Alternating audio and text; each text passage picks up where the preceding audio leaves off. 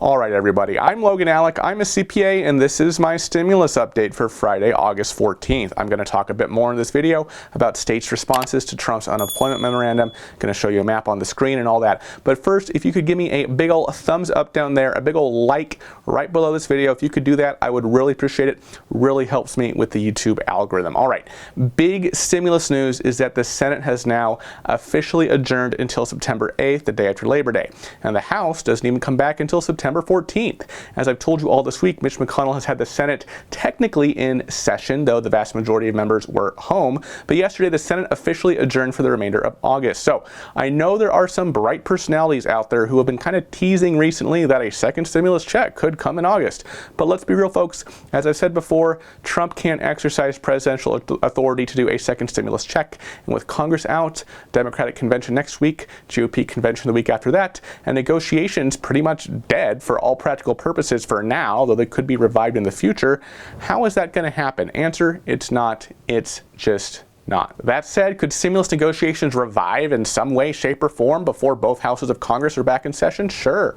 Mnuchin, Meadows, Pelosi, Schumer, I suppose they could have like a conference call or something like that. And I will continue to keep a watchful eye on that situation, especially as it pertains to a second stimulus check. But beyond that, what I'm really curious about right now, what I'm really interested in right now, is seeing the rollout or lack thereof of Trump's executive actions, particularly the one on unemployment, because I know it affects so many of you and so many around the country. I'm going to talk about that in a bit, but first, on a national scale, jobless claims for the week ending August 8th were 963,000.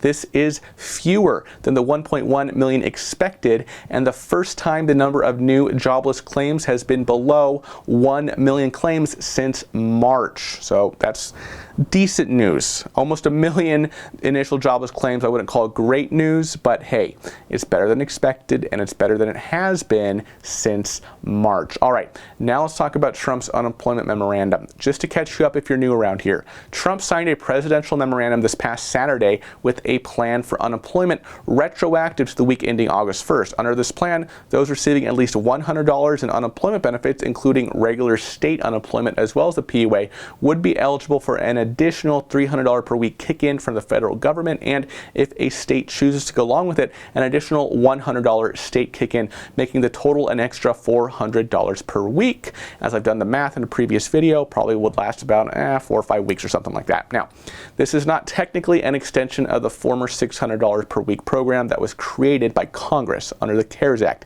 This is a different animal created by the president, and it's unclear at this point how willing and or successful various states will be at rolling out Trump's plan, given that so many struggled for so long to even roll out the extra $600. Now, I have not taken the time to research how every single state has responded to Trump's memorandum on unemployment, but somebody has.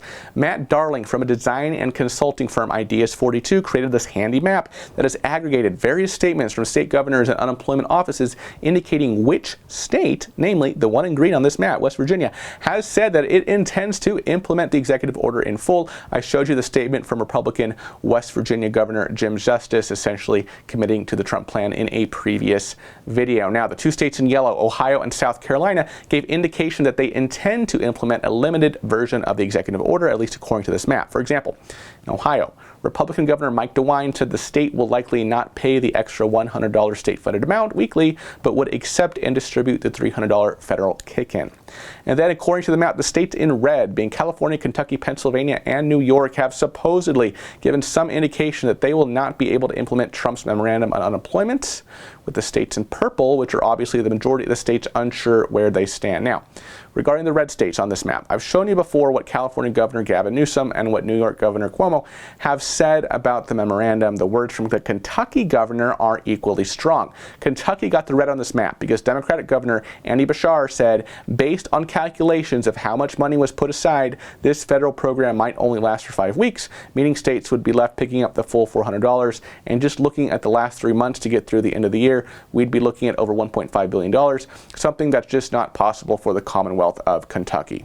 But on the other hand, Pennsylvania got red on the map, but a statement from Pennsylvania Democratic Governor Tom Wolf was not quite as opposed to the Trump plan. It read, with respect to the plan under Trump's unemployment memorandum, it would have to be created from scratch and run parallel with Pennsylvania's existing unemployment benefits program. This is not something that any state will be able to do quickly. So that's not a hard no. Take that red on Pennsylvania with a grain of salt. In fact, take this entire map with a grain of salt. I have not independently verified every single item on this map. I do note that there are some mistakes in the legend. For example, the legend refers to Trump's executive action on unemployment as an executive order, while technically speaking, it was a memorandum. And there's a typo in there, stuff like that. Little details that might make me question how much attention to detail was put into this map. But, you know, for what it's worth, this map could probably give you an idea of what's going on state by state. Also, keep in mind that even if this map is 100% accurate as of this morning, which, you know, I'm not sure whether or not that's the case, this stuff is obviously changing on a daily basis. Now, just to close out, and this isn't directly stimulus news, but you remember Representative Khanna, right? Democratic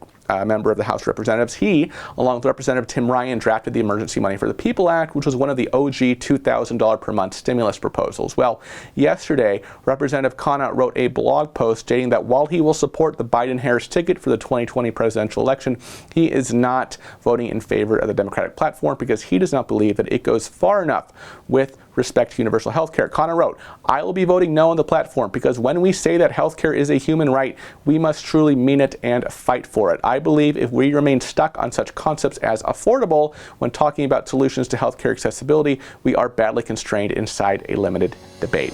All right, everybody, that is what I have for you this morning. Thank you so much for watching. Please remember to give this video a like, a big thumbs up down there if you haven't yet, and I'll see you in the next video. Bye-bye.